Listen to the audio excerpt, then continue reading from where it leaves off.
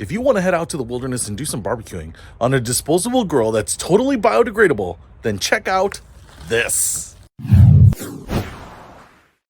What's happening, Panda Nation? Peter Von Panda here. This is the Natural Market Disposable Barbecue, and everything about this, everything, including the wrapper, I think, is biodegradable. So you can make yourself a delicious hot barbecue meal, burgers, dogs, all that kind of stuff, and then just throw this away and feel good about it. I was even thinking, because it's fully biodegradable, can you throw it in the campfire, the bonfire that maybe you're having, and so you get rid of it that way too? It's all natural fibers, Jerry, and will it actually cook? Because will it not just incinerate itself?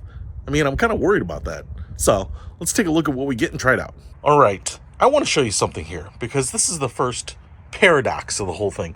This is the Amazon plastic bag that it came in, and I pulled it out. It seems like it's in pretty good shape, but I want to show you I left it in there because these lava rocks, which I think is what it uses for insulation, are coming out from somewhere, and I'm realizing right there's a tear. Okay, so I don't know if there's a tear anywhere else, but obviously some of that stuff is falling out. And so if you are going to pack out with this, put it in a day pack, something like that, you actually might have to put it in a plastic bag like this to make sure that if there is any damage, if it gets abused a little, that all the stuff just doesn't fall out. In fact, the disposable grills that I've tried before, which have metal and plastic wrap, have been actually really durable. I've been impressed with them. I definitely feel like I could take them on a trip, beat them up a little bit. Everything will still be in there. They'll still be waterproof. This one, if it gets wet, gets caught on something, it's going to tear a little bit. But that is kind of the point. So let's get this thing opened up and check it out. All right, so here's the natural material grill, and we've got a paper thing. It says open here, so I'm just going to follow those instructions because I am not a rebel. All right, I'm not sure that you're supposed to pull this apart like an MRE. I guess you can. It seems to be coming apart. In fact, it actually looks like there's plastic right here. I'm not sure if that's a natural thing, but I mean, it actually seems like there's a plastic lining in there, but maybe it's some sort of material that will degrade. I'm assuming it will. It must be. All right. I will also just say here that the little white lava rocks, which I think they use for the insulation around the charcoal, not only falls out and kind of gets on stuff, but it gets on your hand. I feel like I'm about to do the pommel horse or something because my hands are all chalked up here.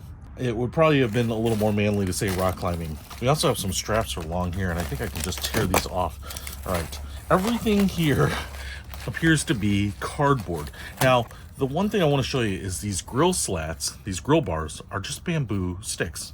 They're almost kind of like giant chopsticks. That's what worries me the most. I guess if you're kind of getting hot but radiant heat off this, not flames licking up, then maybe you don't have to worry about these burning. Again, the thing will probably only burn for couple hours if it will even do that, so maybe that's just not long enough to burn these, but it is long enough to cook meat. We get these little brackets, and this is what's going to suspend this thing. Again, these little stones are important because I think you need to actually make sure that the charcoal is insulated from cardboard because you don't want the whole thing to just burn down. And I think you just put them like this. It's really kind of only one way to do it. And I think then this should hold up the grill. Hopefully I'm putting this together right, but we will find out. So I'm just going to set that aside. Now we get all this extra lava stone here. And other than the fact that a bunch of it seems to have fallen out, I'm just going to kind of pour it back in the sides. Where I can find an open spot. Don't want to cover up those charcoal pieces. Again, kind of messy. Much messier than the other stuff. Whew. In fact, getting flying dust here. We don't have a lot of wind, but we have a little wind. Instructions. I will also say that printing instructions on craft paper like this is not the easiest thing to read. It does show you that you can light the charcoal with a match, which is what I'm going to do because I think that's all you would generally have. Okay, the other thing I want to show you here is that we have what look like little life preservers. These are the charcoal briquettes. I'm assuming they're impregnated with some sort of lighter fluid. Oh, they're a pretty tight fit. I pulled that out and not realizing that I have to kind of tap that in. And then, like I said, the lava rock appears to be the insulator so that you're not actually burning the cardboard here. So I'm also going to say that this probably won't degrade, but if you left it out in the woods, sprinkled it around, chopped it up, put it in a campfire pit, something like that, it's probably going to be okay. Certainly hike out with it, but I guess it's just rock, so it's not exactly not leaving any trace, but it's not leaving like a toxic or man-made trace, I guess. Now on the side here, we have these little tabs that you flip out, I think, and that is going to go into the slots right here on this brace that we made and hold this whole thing up. So I'm going to pull those out and then slide this into the little cardboard tray. So actually pretty clever. It's holding it up. It's actually a little bit better than those metal ones sometimes, where the aluminum tray is just sitting or resting on top of that little frame. And now these little tabs actually hold up this piece too. You can see this big side piece. And so if I put this on here and there's a slot on these sides, I slide them in there just like that on both sides.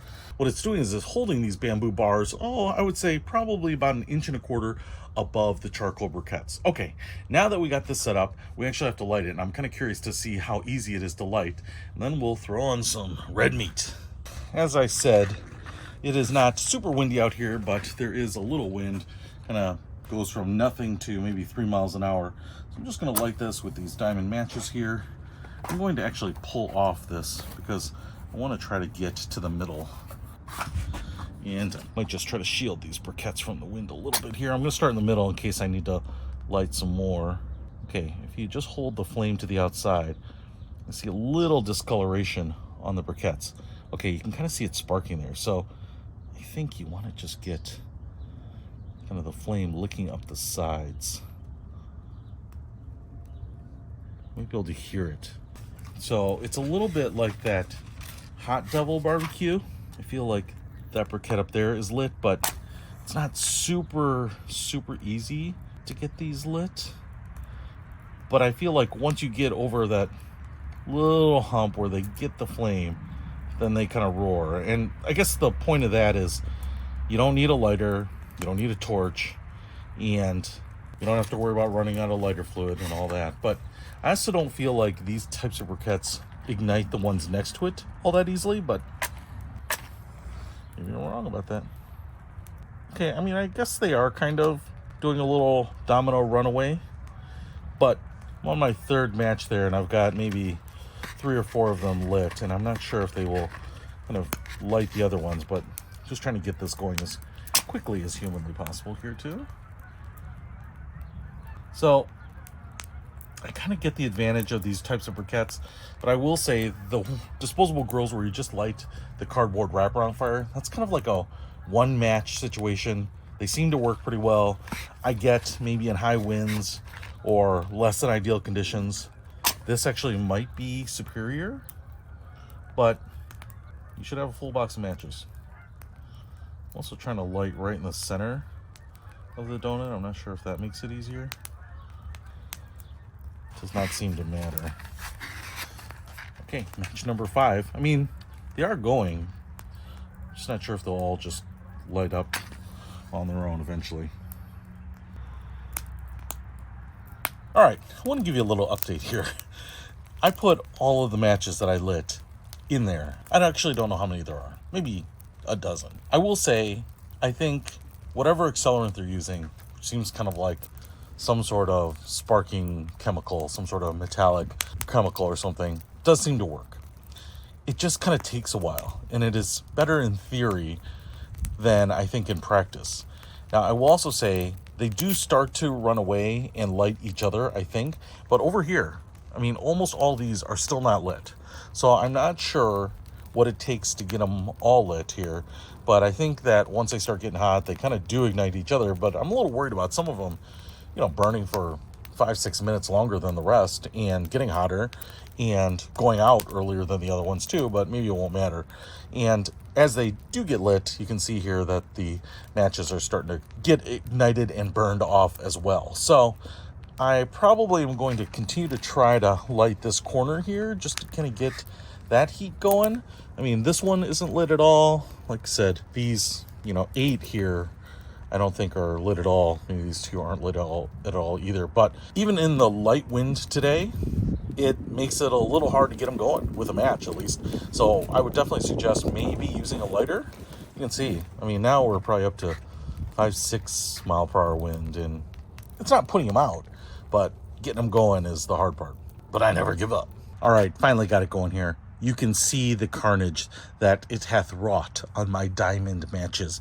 It's almost a little comical, but let me tell you what, it's going on this side. These still aren't going, so hoping it's going to drift over there. I will say this, if you're going to buy this and you're going to go outside with, and you're going to go out to the wilderness with it, please take one of those torch lighters, the creme brulee lighters or something.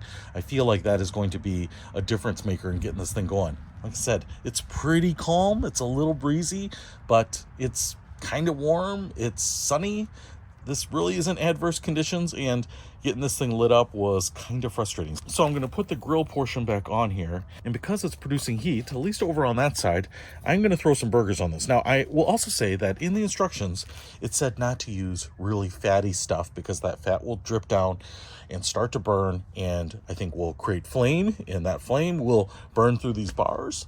So things probably like hot dogs, if you're going to grill vegetables, who does that? That's probably what they are talking about. Stick to that stuff. But I'm not doing that. I'm actually going to use really fatty Bubba Burger frozen patties on here, which are known to bubble up that extra fat, render it off, drip down, light up, smoke, burn, flame up, because you know what? That's what we do here. We see if we can actually make real, honest-to-God American food. I'm not trying to be a wilderness vegan, you know what I'm saying? So let's get some burgers on and try them out. All right, just thawed overnight. A couple of these pre-made Bubba burgers. Just gonna put them on right here. That's where the main heat is. Obviously, you don't hear any of that sizzle when you kind of drop burgers onto metal bars. And I don't think we're gonna get any grill marks. In fact, I feel a little bit like it's hot, and I'm sure it's really hot right above those coals. It's hot here, but obviously I can hold my hand here, and so it's going to be a slow cook as opposed to a very fast cook. And in fact, I might just move these a little bit because I feel like not only will it be more towards the center, but you've got to kind of center them in from these sides as well because, you know, there's nothing burning on these sides. So I guess we'll do it like this. And that being said, I bet you could put 5, 6, 7 hot dogs on here, or sausages or something like that, but you're really going to want them in this middle portion. And this is going to be, I think, a pretty low, slow cook here. So we'll find out. Okay, as expected. And maybe because I still have a couple of charcoals there that aren't burnt, so they do start to kind of distribute and domino and burn. So I'm not worried about them getting lit, but they're almost all lit. But I will absolutely say that after 3 minutes here, they are cooking very slowly. So I might just go ahead and play a little World of Warcraft or something and wait for these to get done enough to flip them over. And they're not frozen. These are soft and thawed. So that's not an issue. But again, like I said, this is going to be kind of like barbecue pitmasters. Get up at 4 a.m. and low heat, slow cook these things all day long. You know what? Maybe I should open a burger place like that. The burgers will probably be $60 a burger, but, you know, they'll probably be pretty good and fall apart in your mouth. So we're going to wait. But, ooh, I am seeing some of that fat render and drip off here, and it is smoking and burning. Now, I don't see flame, but you can see that smoke, which I actually like. I like that smoke kind of getting into the burger a little bit there. And are we getting more heat? Yeah, I mean, I can still hold my hand up here, but it feels like a little more heat. Obviously, I'm not pulling it away super fast. Burgers are in the way as well. But as that drips off there onto the charcoal, we actually might incinerate this whole thing, and it might be a failed experiment because I'm definitely not following the instructions. But that's what we do. We push the limits here. You know, this is like Consumer Reports. We got to see if this thing will work in all circumstances. All right, back to World of Warcraft. Okay, it's only been a minute or two later. I just want to show you now. We're actually getting some drippage here. That's pretty significant. And man, this thing is really smoking up. I guess I'm not worried about it burning up or anything because the burger is actually kind of moistening these bamboo shoots here. But man, it is really starting to get smoky, which is kind of why I love barbecuing over an open flame. But I know we're kind of putting the whole contraption at risk. So we'll keep going.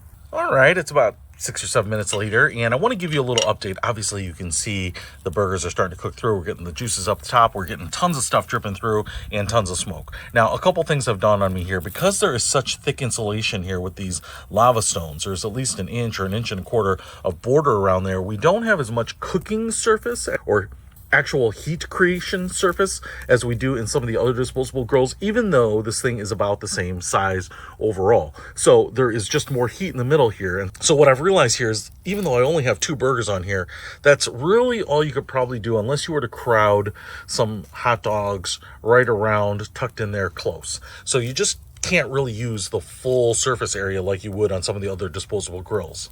The other thing I will say is that the temperature does seem to be rising here. Again, I can put my hand here, but now that we've got all the charcoal briquettes lit, now it seems to be putting out pretty good even heat. I think because these briquettes were the last ones to light, is maybe just a little bit behind, but I wouldn't actually be surprised if I flip these in 4 or 5 more minutes here. So that's actually a pretty good deal.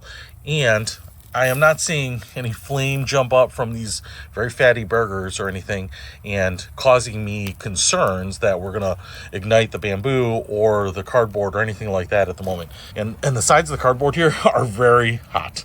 I will just tell you that. So it probably would not take much to get these ignited. And if they are slightly moist or damp, they wouldn't be for very long because that is pretty hot right there. Okay, so we'll keep letting this cook and see what we get. Some time later has now passed, and I will tell you what, there's a lot of fat and stuff rendering off these burgers. But what do you expect from frozen grocery store burgers? But again, the grill hasn't burned down or anything. I just want to take a peek here because I feel like they could be flipped. It's a little hard to tell. Oh yeah, that one can be. Look at that, man. It's actually more grilled than I thought. Kind of reverse grill marks where the grill bars are, because they're bamboo, it isn't cooked, and everywhere else it is. So it's kind of funny. And then this one might be a little less, I think, but it kind of sticks to it. I don't know what you can do about that, but no, that looks all right too. So now we're gonna get some more drippage on there. You can see, man, smoke coming off of there, but I will let those go ahead and cook on there too, and then we will give it a try. All right, I think these are probably pretty close, if not already done. I'm actually going to just take a look because I kind of want to throw on these buns, hun. Yeah, they need to cook just a smidge more, but I am going to go ahead and toast some buns as well because kind of like going whole hog, and I'm going to throw some cheese on those as well. So a little Colby Jack on there, see how that melts.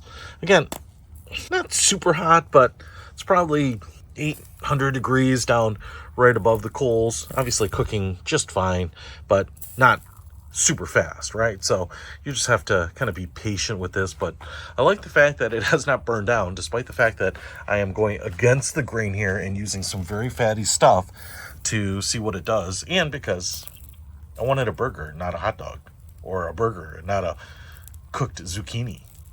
All right, we're getting there. All right, quick check here. As I was mentioning, right, it's toasting kind of in the inside where the heat is focused there, and I think basically everything is kind of done. I'm just overdoing it a little bit, just like I always do. All right, so let's get this thing dressed up with some ketchup and try it out. All right, so let's pull off these burgers. Just flip it over here, see what we got on the bottom. Looks like a burger to me, and this thing is still smoking. That stuff is really dripped down on there. Now we will go ahead and dress it. Not gonna put any other condiments on it because we're out in the middle of nowhere and we don't have any other condiments. I could put some squirrel meat on there on the top, and let's go ahead and give one of these a try. All right, so looks like a burger. Sure would hit the spot if it tastes like a burger out here in the wilderness or in my backyard. Cooked all the way through. Like I said, it's kind of how I do these, just because I'm not sure about eating rare meat that's frozen burger patties, but pretty good, man. It is hot, and that feels good on a cool day like this. So can you cook on a disposable biodegradable grill? Yeah, actually better than I thought. I was really afraid that those bamboo sticks, those grill slats, would just incinerate, and it still might, but you have enough usable time with it to cook, you know, for 30-40 minutes on it. So I'm impressed with that, and you can feel better about throwing it away, or if you're really out there in the middle of nowhere, maybe you could throw the cardboard and the wood into a fire and get rid of it that way and sprinkle the lava rocks around. So I definitely think it's going to be easier to pack out or dispose of than the aluminum grills, which I'm sure they come apart, but probably not easily, and then you've got to kind of get the grill off the bottom and the briquettes, and it's dirty and messy, and it's got the food stuff in there, and then you're gonna have to probably put it in another bag and hike it out. Anyway, this one might be a little bit better, but you probably do want to wrap it up in plastic before you take it out, just in case that paper wrapper gets torn and the little lava stones get everywhere. And then just keep in mind that that type of briquettes you're using in that accelerant, which are like the Hot Devil barbecue, are just a little hard. They're just a little hard for me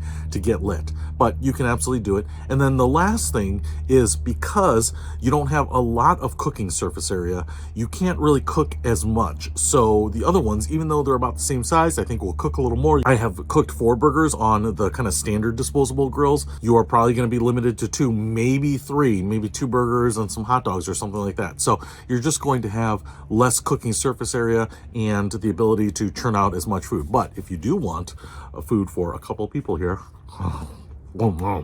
this will definitely do the trick. And if you want to pick up this grill, I'll put a link to it in the description below. Peter Von Panda, out.